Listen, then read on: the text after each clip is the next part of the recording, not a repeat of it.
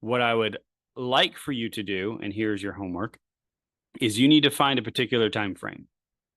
On Coinexx, I'm not exactly sure how that would actually work. I haven't looked. On TradingView, if you have about a half an hour to sit and do nothing, then I want you to go to like the 5 minute chart. You have a half an hour, and I want you to look at the candle that is currently open or currently closed. Watch the candle that is currently open.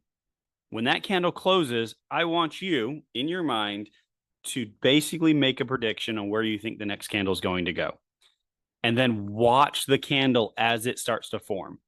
These candles don't just print just like this.